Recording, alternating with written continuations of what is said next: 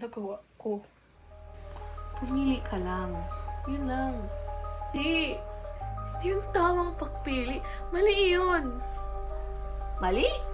Sino bang nagtatakda na mali yun? Ang batas?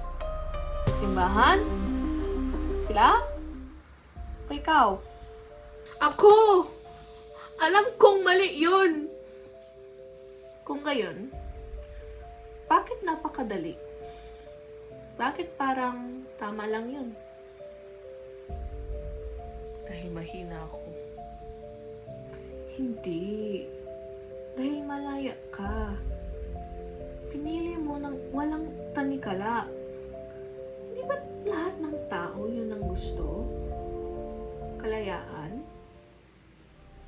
Ang kalayaan ay hindi basta ginagawa kung ano ang gusto, kundi makilala kung ano ang tama at mali at piliin ang tama. Ngunit, ito ka ngayon.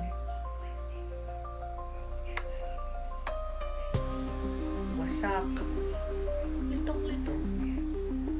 Kung may babalik mo ang pagkakataon, iba bang pipiliin mo? Hindi ko alam. Kung gayon, marahil hindi ka naniniwala sa tama o mali. Sa parusa lang. Tama. Hindi siya natatakot sa kasalanan, kundi sa kaparusahan. Hindi! Hindi totoo yan! Malaya. Makasalanan. Malaya. Makasalanan. May pagpipilian pa rin. Bawat sandali, bawat taon, at sa pagkakataon ito, pipiliin ko pagiging mabuti.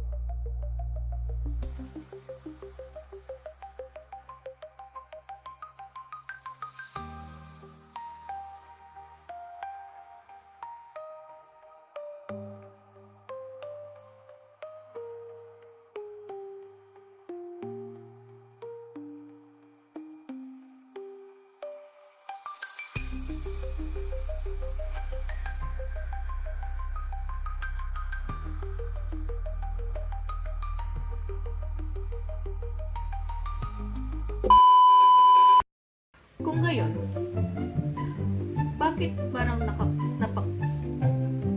Mali? Sino? May